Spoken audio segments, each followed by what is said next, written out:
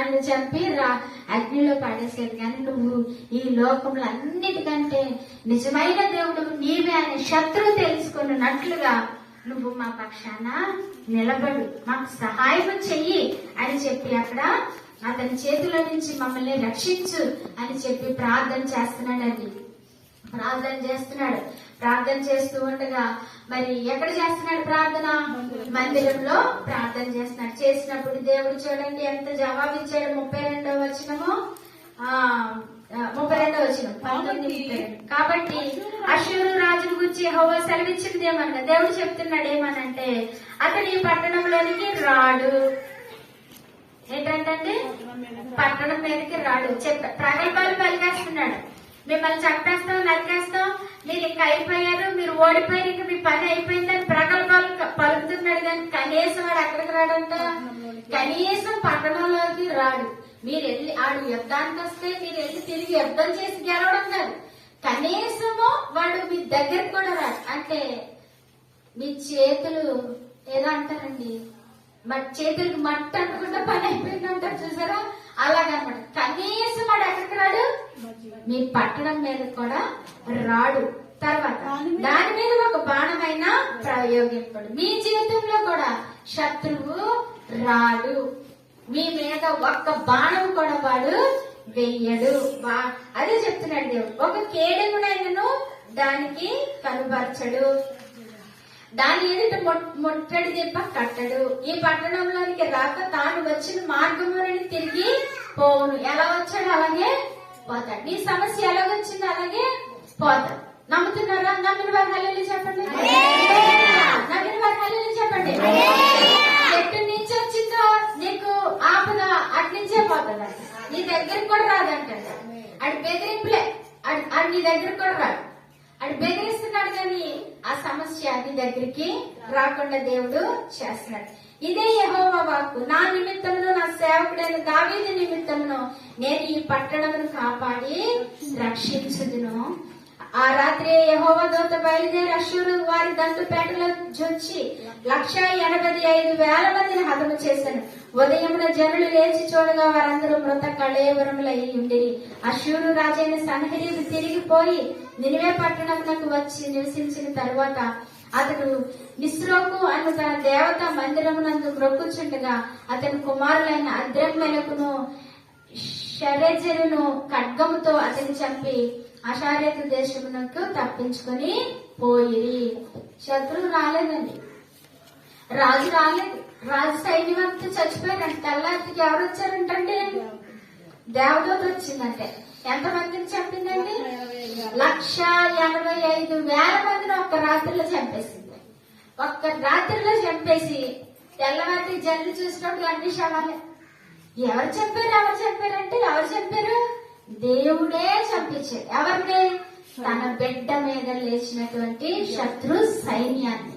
గనుక మన జీవితంలో శత్రు ఎటువంటి పరిస్థితులు తీసుకొస్తున్నాడు, ఎటువంటి ప్రమాదాలు నీకున్నాయి భయపడుతున్నాడు అపవాది, వాడిని వాడి క్రియలన్నిటిని ఎవరు లయపరుస్తారు? దేవుడు లయపరుస్తాడండి. ఆమేన్. నమ్మిన వారు ఆమేన్. హల్లెలూయా. ఆ తెల్లవారేసరికి మొత్తం అందరూ చనిపోయారంటే రాజు పారిపోయాడంటే. ఏమాడు? ఆయన చెప్పారు కదా వచ్చిన దారిని వెళ్ళిపోతాడని అన్నారా? వాడు పారిపోయి వెళ్ళాడంట. ఆ దేశం వెళ్ళిపోయి అక్కడ పరిపాలన చేసుకుంటే మరి వెళ్ళాడు దేవత గుడిలో ప్రార్థన చేస్తున్నాడంట. ఆడ కొడుకులు వచ్చి చంపేశారట. ఎవరిని? రాజు. ఎవరినండి? శత్రు రాజుని ఎవరు చంపారు? తన కన్న బిడ్డలే చంపేశారంట.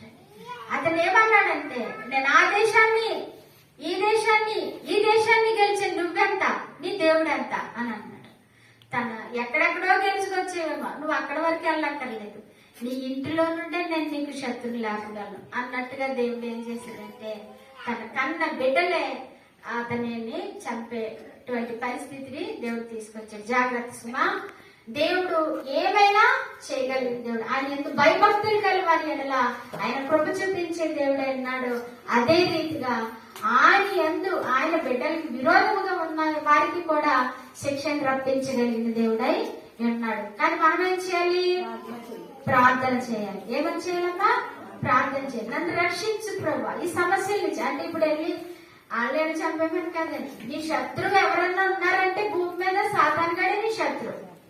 అంతకు మించి ఒక్క శత్రువు ఉన్నా దేవుడికి నువ్వు శత్రువు అయిపోతావు. ఇది మాత్రం గుర్తుపెట్టుకోండి. నీకెవ్వరు శత్రువులు ఉండలేదు. ఇప్పుడు నా పక్కన ఉన్న బలియు నువ్వు ప్రార్థన చేయమని చెప్పాడు. నీ శత్రువును కూడా ప్రేమించమని చెప్పాడు. అర్థమైందా? ఇప్పుడు నీ శత్రువు ఎవరంటే సాతానే నీ శత్రువు. ఎవరు నీ శత్రువు? సాతానే నీ శత్రువు. నీ జీవితంలో ఏ భయంకరమైన పరిస్థితి రప్పించినా దానికి కారణము సాతానే. శత్రువైన అపవాదే. వాడే చేస్తాడండి.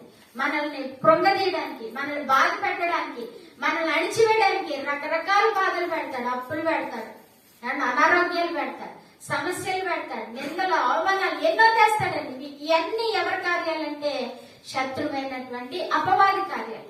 ఇప్పుడు మనం ఎవరిని ఓడించాలి? దేవుని శక్తితో అపవాదిని ఓడించాలి. దేవుని శక్తి ఎలాగ పనిచేస్తుంది మన జీవితాల్లో అంటే ప్రార్థన ద్వారా పనిచేస్తుంది. మీరేం చేయాలి? ప్రార్థన చేయాలి. అంతేగానమ్మా మేము దెబ్బలాడి వాళ్ళని చంపాయని అనుకోండి. అలా అనుకోండి. ఎప్పుడు దేవునికి ఇష్టమైంది ప్రేమించాలి. ఎవరినైనా ప్రేమించాలి. ఎంత శత్రువునైనా నువ్వు ప్రేమించవలసిందే. దేవుని యొక్క ఆజ్ఞ. కాబట్టి నీ జీవితంలోనికి ఒకవేళ ఆ మనిషినే వాడుకుంటాడు. నీ శత్రువు అయిపోయింది కదా, శత్రువు అయిపోయాడు కదా, ఆ మనిషిని ఎవరు వాడుకుంటారు తెలుసా? సాతాను గాడు వాడుకుంటాడు. ఇది ఈ యొక్క మన దగ్గర ఆడుతున్నటువంటి సమస్య గాని మనిషి గాని ఏదైనా సరే ఎవరు ఆడిస్తారు? సాతాను గాడు ఆడిస్తారు. కాబట్టి ఆడిని నిర్మూలన చేశారు అనుకోండి దేవుడు, ఈ ఆగిపోతాయి కదా, ఈ బొమ్మలన్నీ ఆగిపోతాయి. ఈ బొమ్మలతో సమానం మన ఎదుట. కాబట్టి వాడిని నిర్మూలన చేయమని దేవుడిని మనము అడగాలి. అప్పుడు దేవుడు గొప్ప కార్యాలు జరిగిస్తాడు. ఇంకొక ప్రార్థన కూడా